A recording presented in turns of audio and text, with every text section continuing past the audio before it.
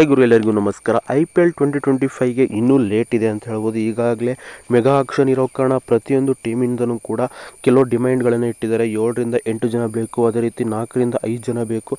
ಕೆಲವು ಟೀಮ್ಗಳು ಕೇಳ್ತಿದ್ದಾರೆ ಒಂದು ರಿಟೆನ್ಷನು ಕೂಡ ಬಿಡಿ, ಮೇಯ್ನ್ ಆಕ್ಷನಲ್ಲೇ ಎಲ್ಲರನ್ನೂ ಪಿಕ್ ಮಾಡಲಿ ಅಂತ. ಈ ಕೆಲವು ಟೀಮ್ಗಳು ಕೇಳ್ತಾ ನಿರ್ಧಾರದಿಂದ 25ನೇ ತಾರೀಕು ಇದೇ ಜುಲೈ ಡಿಸೈಡ್ ಆಗುತ್ತೆ ಅಂತ ಹೇಳ್ಬೋದು. ಆದರೆ ಇದ್ರ ನಡುವೆ RCB ತಂಡ ಒಬ್ಬ ಸ್ಟಾರ್ ಆಟಗಾರ, ಅದು ಬೇರೆ ಯಾರೂ ಅಲ್ಲ, ಈ ಸಲದ ICC T20 ವರ್ಲ್ಡ್ ಕಪ್ಪನ್ನು ಗೆಲ್ಲಿಸಿಕೊಟ್ಟಂಥ ನಾಯಕ ರೋಹಿತ್ ಶರ್ಮಾ ಅವರನ್ನು ಶತಾಯಗತಾಯ RCB ತಂಡಕ್ಕೆ ತರಲೇಬೇಕನ್ನೋ ಒಂದು ನಿರ್ಧಾರನ ಮಾಡಿದ್ದಾರೆ ಅಂತಲೇ ಹೇಳ್ಬೋದು. ನಮ್ಮ RCBಯ ಮ್ಯಾನೇಜ್ಮೆಂಟು, ಅದೇ ರೀತಿ ದಿನೇಶ್ ಕಾರ್ತಿಕ್ ಮೆಂಟರು ಕೂಡ ಈ ಐಡಿಯಾನ ಮಾಡ್ತಾರೆ. ಯಾಕಪ್ಪ ನಿಮಗೆಲ್ಲ ಗೊತ್ತಿರೋದೆ, ಲಾಸ್ಟ್ ವರ್ಷ ಹಾರ್ದಿಕ್ ಪಾಂಡ್ಯ ಅವರು ಗುಜರಾತ್ ಟೈಟನ್ಸಿಂದ ಟ್ರೇಡ್ ಆಗಿ ಬಂದರು.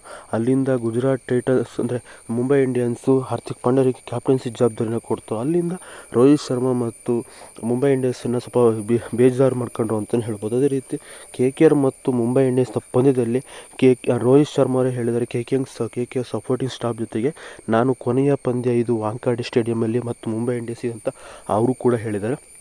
ಅದೇ ರೀತಿ ಮೆಗಾ ಆಕ್ಷನಲ್ಲಿ ಆಗಿರೋ ಕಾರಣ ಪ್ರತಿಯೊಂದು ಟೀಮನ್ನು ರೋಹಿತ್ ಶರ್ಮಾ ತಗೋಬೇಕನ್ನೋ ಯೋಚನೆ ಮಾಡಿದ್ರಲ್ಲ, RCBಯನ್ನು ಇನ್ನೂ ಯೋಚನೆ ಮಾಡ್ತಿದೆ. ಹೇಗಾದರೂ ಮಾಡಿ ರೋಹಿತ್ ಶರ್ಮಾದನ್ನು ನಮ್ಮ ತಂಡಕ್ಕೆ ಸೇರಿಸ್ಕೊಳ್ಳೇಬೇಕು. ಯಾಕಪ್ಪ ಅಂದರೆ ಡೂಪ್ಲೆಸಿಸನ್ನು ಹೇಗಿದ್ರೂ ಆಕ್ಷನಲ್ಲಿ ಬಿಟ್ಟೇ ಬಿಡ್ತಾರೆ.